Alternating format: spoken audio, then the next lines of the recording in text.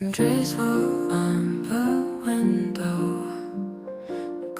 Hi, welcome to Once Upon a Stitch Nook and my bed once again where the creativity is happening. I still do not have access to my desk right now and it is freezing, so I am under extra covers today, and so that this is the vibe. And just to go over, I keep forgetting to share what I'm working on. I'm working off of a pattern I did for my um, acorn hoodie. I'm kind of repurposing it, changing up some things, but using kind of a similar base to it to make a panda hoodie. So I'm really looking forward to how this is going to be coming out. I'm also working on the sleeves, which are going to be a bigger and puffier potentially. I haven't decided if I'm really going that direction or not, but that's what I'm working on. So anyway, while I do that and hopefully don't lose track of what I'm doing, I haven't taken notes, so forgive me if I'm going to forget some aspects of it, and feel free to remind me or remind people in the comments, because I just watched the episode once and I'm just kind of quickly getting my thoughts down because I kind of have to leave in a few hours. So I really don't have time to rewatch it again, take the notes. I have other things I have to do. So this is really quick filming.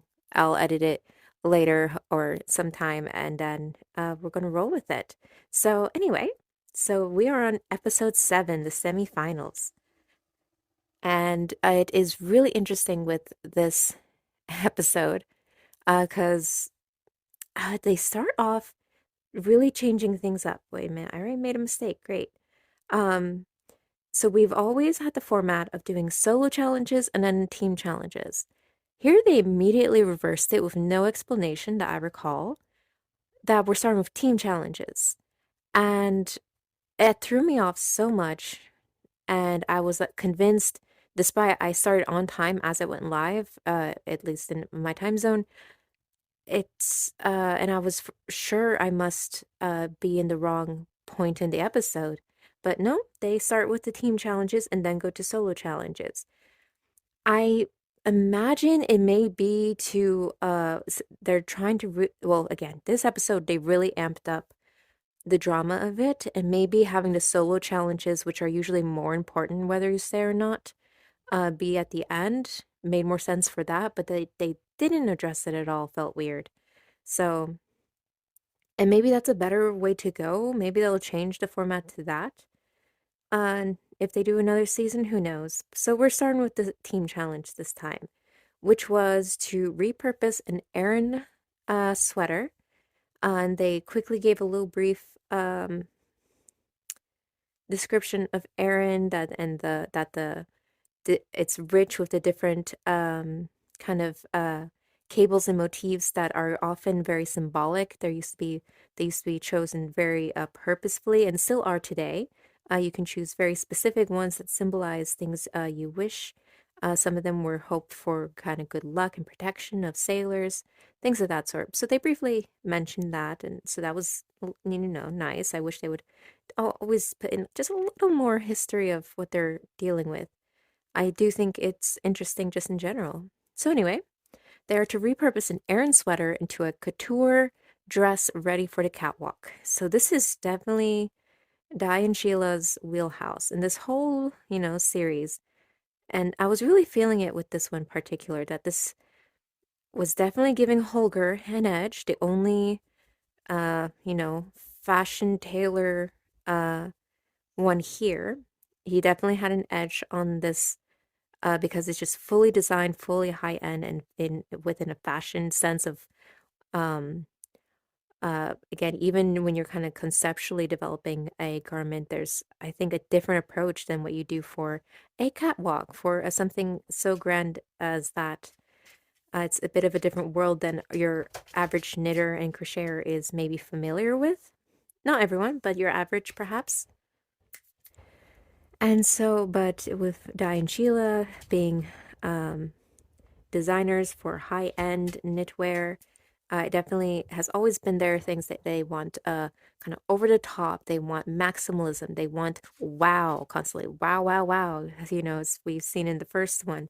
And they're always kind of looking for that. There's so much about the design aspect that's being judged. And again, I don't mind the design being judged, particularly if you could offset it like we did last week with a more technical challenge. it is interesting to see people's following a pattern versus developing your own. Those are different skills, and if you have both, you can arguably be called the better knitter. Perhaps you have a little more well-rounded of skills instead of having one or the other. So anyway, this one was just really out there. Um, not Simon. Simon's gone. Uh, Isaac. Why do I always mix their names? It's just such two common names that I find I'm always interchanging them. So sorry to both of them. Did I do that correctly? I did not. Okay, let's go back. So, so Isaac was already worried because he, again, doesn't, I've mentioned this in the last episode, that he seems to have a little more masculine leaning preferences on what he chooses to make. And so he struggled with the jewelry aspect, and he's mentioned, I have never made a dress before. So this was, again, and there's so much more structure to a dress than, say, just a sweater or a shirt or like anything that a man would wear that he might have made for himself. So that's difficult in and of itself. And he did a relatively good job with his section. So he was paired up with Elsa, and they decided to heavily um, utilize, I think they used two different Aran sweaters. And they were to um, incorporate scraps and things from around the yarn barn to repurpose it. I should have mentioned that as well. And so he worked on the top half while Elsa worked on the bottom. And I think both were more in their realms of ideas, that Isaac got kind of his vision for what the top might look like, and Elsa was trying to figure out how to do kind of a shorter skirt in the front and then kind of a wrap around longer skirt in the around the back. Um, and then kind of midway, they needed to change up their decision because Elsa noticed the cable that would look best centered wouldn't work with their original plan. So they tried changing that up, and Tom was asking them, was like, do you think that's wise? But it was like, um, um, that was the decision they kind of went with. So they went, I tried to describe it as well as I can. But so it was a more fitted, and it was even when they were trying it on the model, kind of tight. They were kind of getting it. The skirt wasn't sitting quite right. So last minute, they reworked the wrap section of the skirt. That's kind of the longer bit in the back to flare out more, and sewing it just like very roughly that the stitches were so obvious instead of nicely wrapped around. They were running out of time when they made that very last minute decision. So it was not clean and it was obvious. So the judges did compliment the aspects that were mainly Isaac's idea in the piece. So they he nitpicked a little bit on the choker ribbon collar, which I thought was a little nitpicky because it looked, yes, just a tiny bit bunched up, but fairly good. But I'm sure maybe they are that thorough all the time, and this is just one of the edits where they include them being very, very specific with all their critiques. But they liked his lace in the back. They liked how he brought it up to a halter neck. So he did a fairly good job with that, even though the entire piece as a whole, and Elsa's part in particular, the judges weren't crazy about. Then we get to Holger, of course, and Lydia. Very strong team here. Holger definitely took the lead with the vision, and Lydia, I think, had to swallow a bit because I don't think she wanted to be outshone by Holger, but realized it would take a lot of energy and try to push back at him. On top of, he does have more experience, so she kind of acknowledged, okay, I'll take his lead as far as the kind of the concept, as long as I also okay it. I throw in my ideas. She wanted it not to be baggy or oversized. She did want it to have some fit, so some gathering in.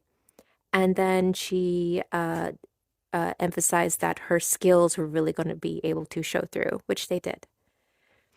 So again, as I mentioned, I think Holger had an especial edge on this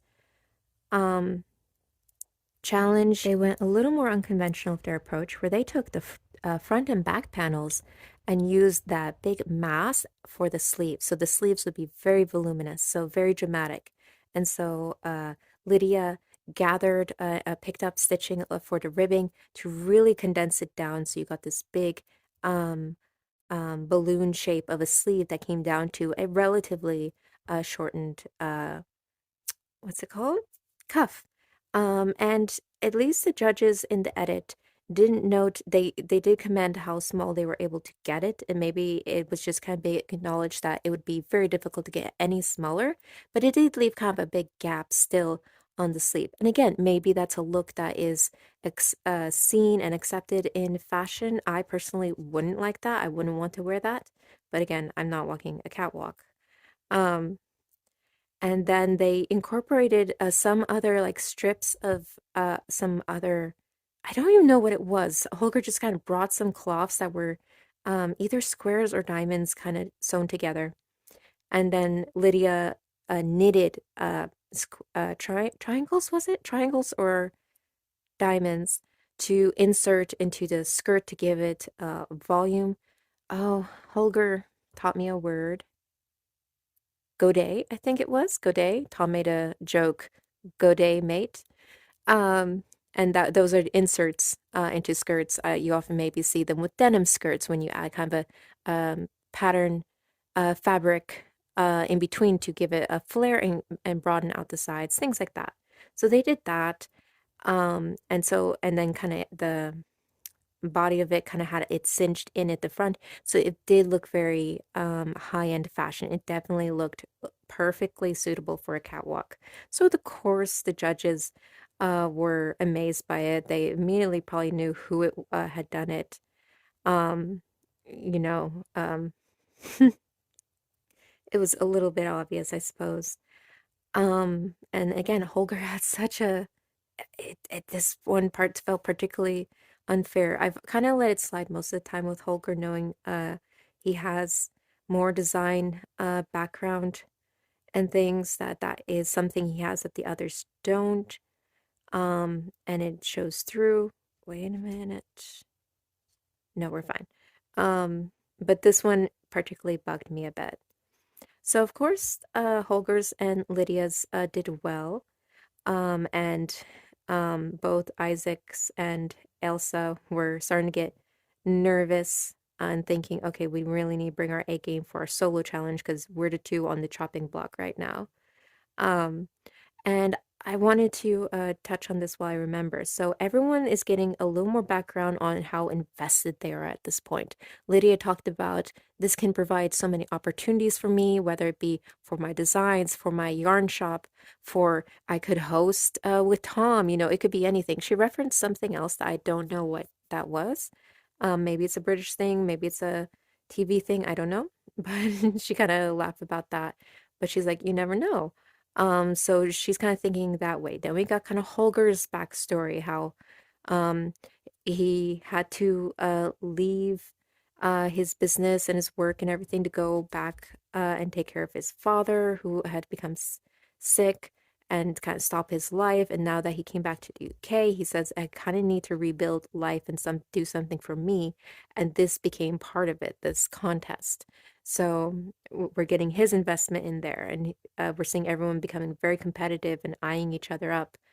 Um, with Elsa, it seems not too much like backstory to hers, just that she feels she was doing very well early on and feeling like she's getting less and less confident. So it wants to definitely do her best, try to improve it.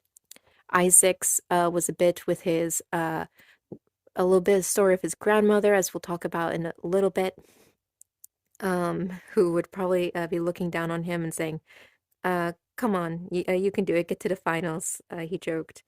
Okay, am I doing this right? Yes. But as well as he says, kind of at this stage in my life, the world's my oyster, and this contest may really open some opportunities for me. So he's kind of also seeing it a bit similar like Lydia, just at a different stage in life, that this could definitely do something for him, definitely make a name for him if he kind of wants to do anything really. He kind of, he's been on TV, and his a craft that he loves. I don't know if he wants to pursue it more or what he's looking into doing, but he thinks it could definitely open some opportunities. And so we're kind of getting more, it felt very, very dramatic. And I feel like if we had a little bit of this early on this series, I think it would have really added to that typical drama. Um, um, what's the word I'm looking for? Reality TV vibe. So it felt a little funny at this point where it's felt more or less chill. And maybe we were just kind of reading off the vibes of them through the series. I'm like, do they actually like the contest? Do they want to be there? Are they having a good time? We don't know. It's been a little weird over the course of a few weeks. We kind of the vibes have been interesting.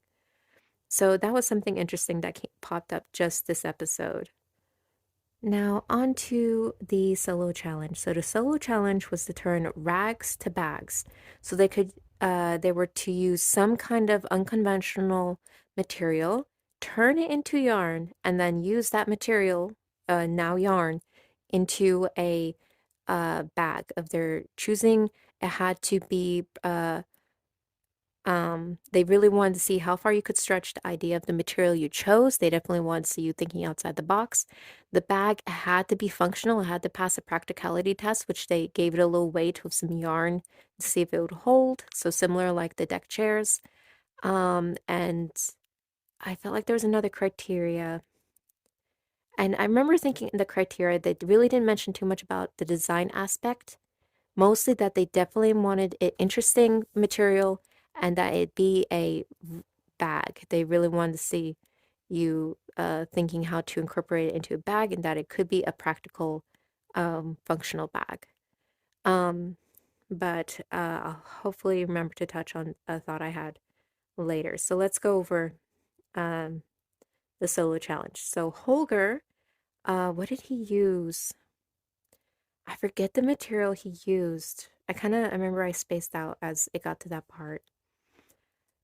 I am so sorry. Someone please drop the comment below what he used for his. But he kind of did like he wanted to do like a festival bag, and it kind of had I don't know if conch shell might not be the word, but kind of had a shell shape to it. So rounded with kind of a longer bottom, a um,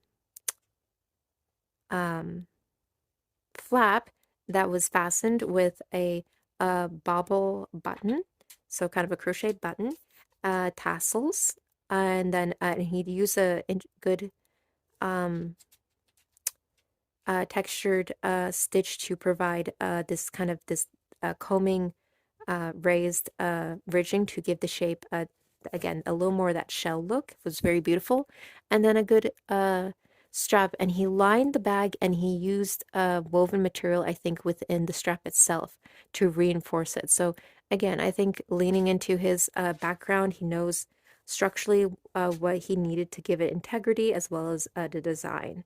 So of course Holger did very well with that. We get to Lydia. Lydia used, I think, materials from African dresses with crazy patterns and got them into strips. And so they became like this, oh, what's it called when you have like a kind of marbled yarn where it becomes just like a very intertwined into a very mixed color with kind of sprinkled colors throughout. Very beautiful. I honestly wish I do like the result. I love the original patterns in the cloth. It would have been very cool if those could have shown more, but maybe that would have been more chaotic. And so she used a um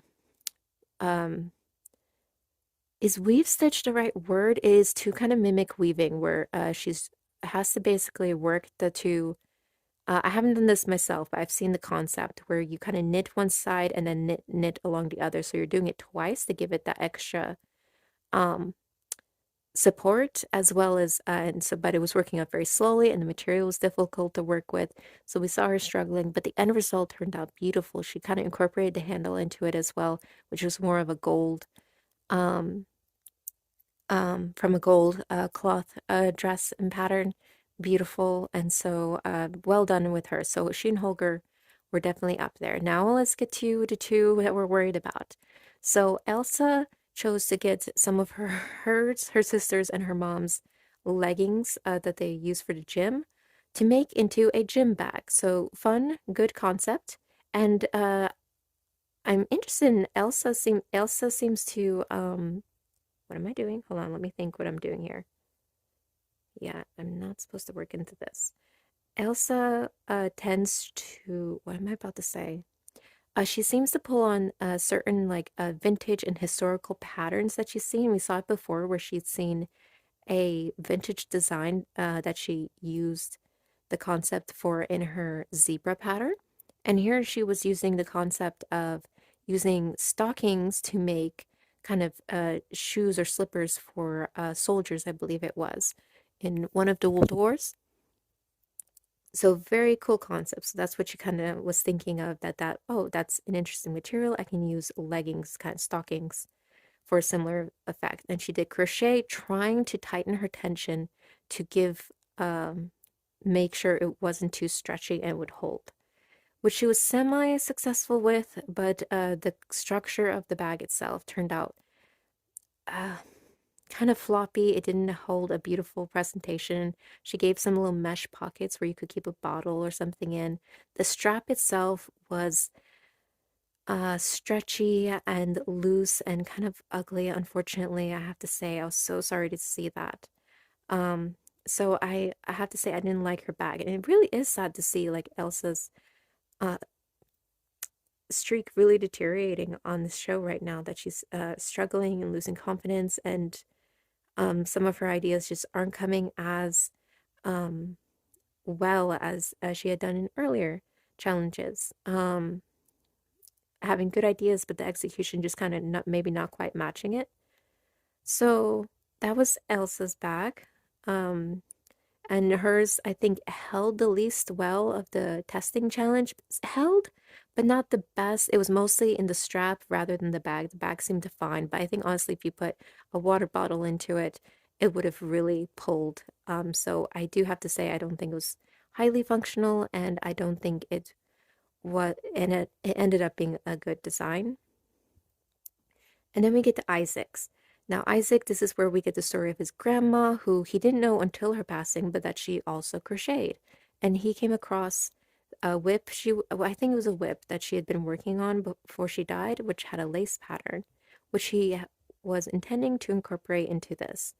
I forget the name he used for it, but I had a disturbance, and when I came back, I checked my panel here, which is about the right length already. I'll kind of have to double check it later. So I'm switching to working on the sleeve now. Yes, so Isaac's, it's some kind of candy. So essentially, it was supposed to look like a black and white bag body that roughly resembled kind of an ovalish shape, and then would have the lace kind of fanning out at the sides like you would have in a wrapper candy. And then, of course, the handles, right? And so he wanted to utilize his grandmother's lace pattern into the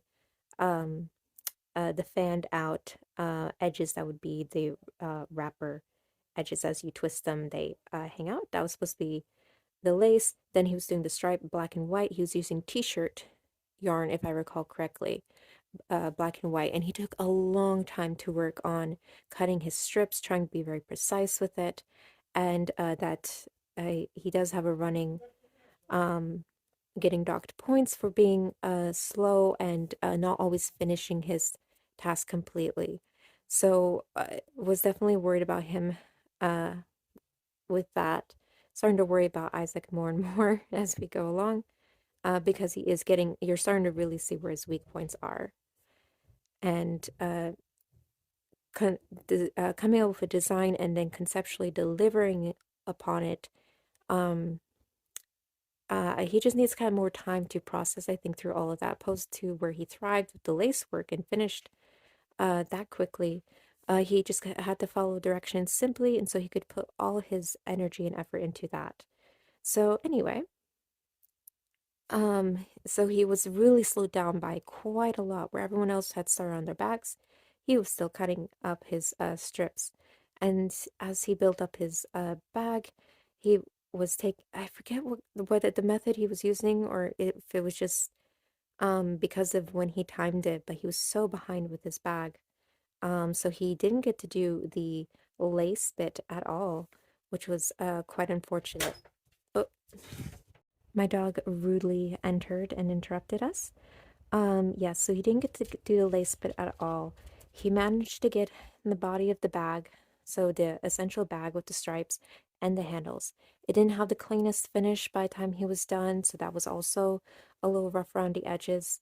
But it was a practical bag. It held the weight test well. So again, he executed well on the practical side, which is what they emphasized, and he did use unusual material. He used t-shirts.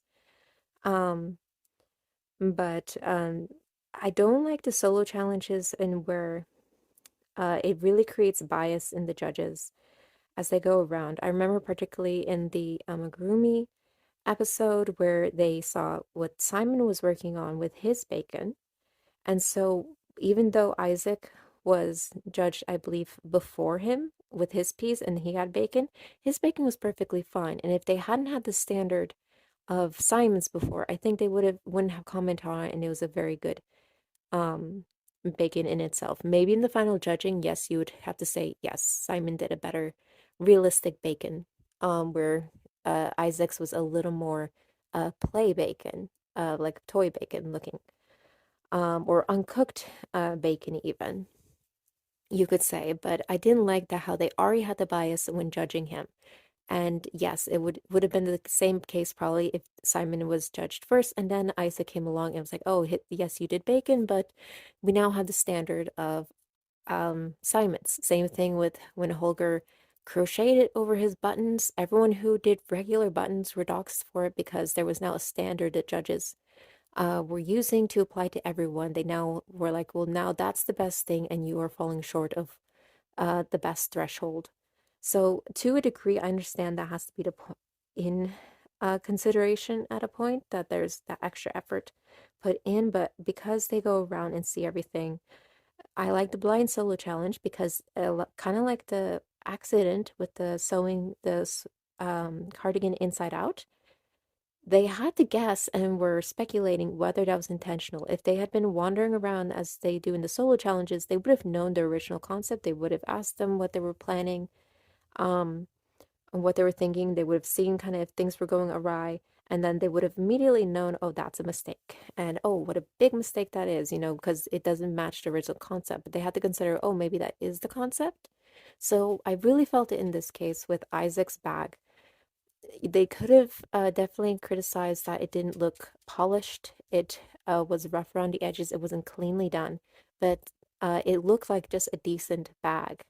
Like Lydia's turned out to be kind of simple looking, but it was functional. It was pretty, and it had unusual material. It fit the criteria.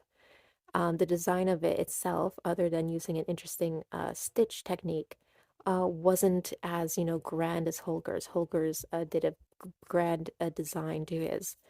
Um, and where I think not Lydia, Elsa tried to do kind of a interesting design choice is making a um, gym bag, so kind of utilizing gym concepts of using the mesh pockets and things of that sort. The delivery didn't come out as well.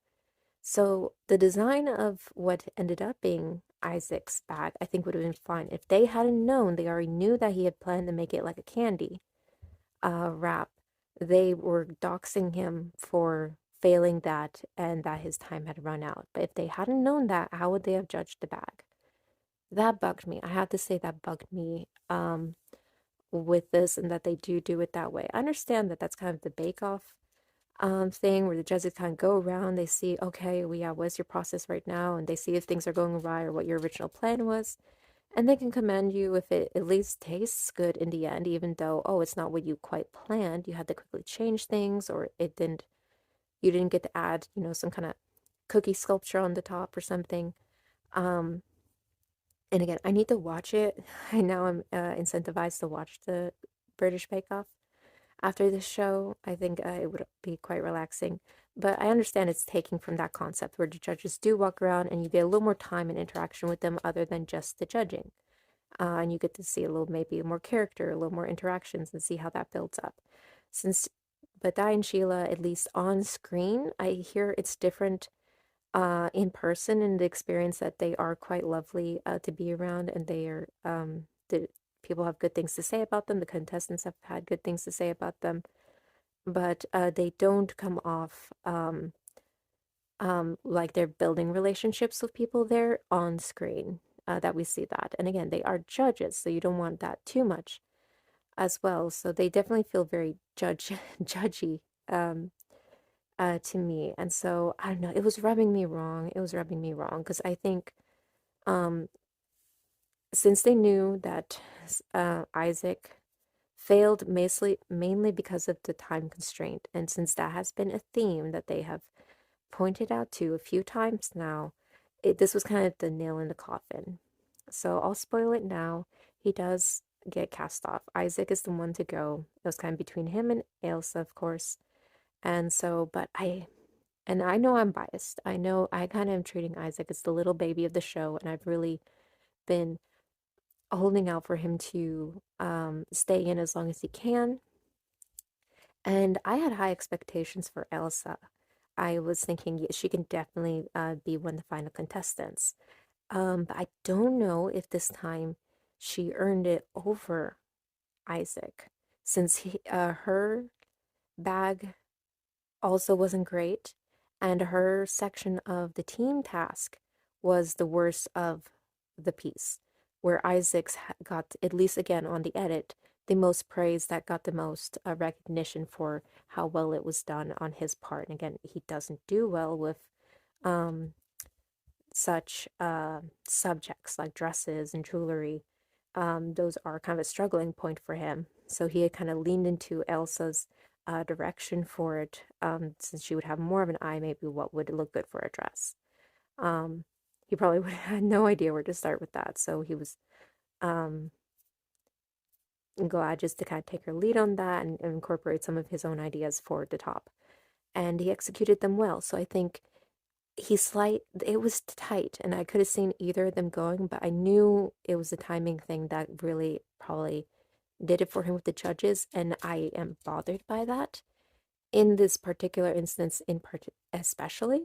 I'm really looking forward to seeing what people have to say about it. I don't think Elsa doesn't deserve to stay. I um do think she does, and I was thinking it was unlikely that Isaac would get might make it all the way. I could see that he's been struggling for a while, almost since earlier on than Elsa.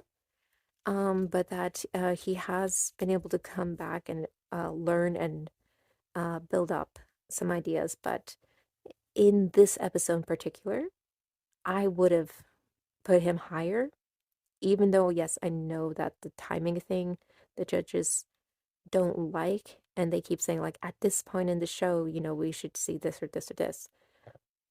Mm, yes, but as long as he met the brief within the time constraint, which he did, they didn't emphasize really what it should look like, or like, again, but just because it's them, it has to be wow, and they know that he didn't um complete his vision. If they had picked at the piece itself, I would have been happier. It's like, yeah, it is rough around the edges. You didn't tie into it. Maybe Elsa's was better in that regard. Hers was just black. It was hard for me to tell if there were any ends sticking out. So that was a little hard to tell, but I really didn't like her strap. The strap looked ugly, and it was stretchy. It was the stretchiest of the bags, and so the execution kind of just didn't have it, where his was more on the timing thing. So I want to know your thoughts again. I know I'm biased in this because I have a little soft spot for Isaac, being the youngest in the group and being a boy in the um, show. I was so happy to see that, the male representation was kind of disproportionate to the reality of the knit and crochet community. But I was really hoping that seeing them on here was going to be good for the community in that way, and encourage just an um, less stigma around men into it, and into a healthy way. We do have some unhealthy males within the community who are kind of making it a big point that they are men who can knit or things like that. I know that's an issue, but I thought it's very good to see this kind of um, good mix. So I'm aware that I have some biases between him being the little baby. His little face when he's worried just like gets me. I was like, oh, Isaac. So I know I'm biased. So I do want to hear your thoughts. Do you think the time thing is really worth sinking him? Or do you have issues that the judges get to see beforehand and build up biases before they even start judging? What are your thoughts on that? Um, do you think Elsa was the better one this week? Do you think she does deserve to stay? I want to know. And then at this point, what are your thoughts of Holger in the show? Oh, and then one more thing. Like, we're seeing a lot of like sass from Lydia this week that she's really getting. I think she's really perked up and seeing herself as really going head to head with Holger. And she's just kind of really making a point of not being lesser than him. She wants to be seen as equal to Holger, who is right now the little student's pet kind of for the judges and I think even the audience that he is um just on a certain level and she wants to be seen, yes, I can be on that level as well. I have my strengths, I can do it. She just got a little sass to her, which I thought was kind of funny to come out and see. And I'm glad she's doing better, at least from the looks of it. She's more hopeful about it. She's more hopeful about what she's going to be getting out of the show after her week last week. So that was good to see. So yeah, those are my thoughts on episode 7. Let's really put in our votes now. Who do you think is going to win next week? I think that's the final, right? Next week. So I really want to know. We should put in our votes now so we can see how that ends up. So me, I'm so tempted to say Holger because just again, he's had such a good track record. But I wonder if it's going to be such a thing that that's too obvious and they are going to worry about backlash. And so if not, I am putting Lydia right now over Ailsa. But let me think. I didn't think about this kind of beforehand. I guess I'm going to say Holger for now. That's the vote I'm putting in. But you guys tell me. And I remember someone before definitely told me like, "Hey, don't count Lydia out." And you were right. You were right. Before I thought it was definitely going to be Elsa and Holger going head to head, and I definitely would like to see her win. I think she's another little favorite of mine. Um, I think it was very much between her, Holger, and Isaac were my three faves. So let me know in the comments, and I should stop talking and get on with all the other tasks I have today. So I will see you guys next week.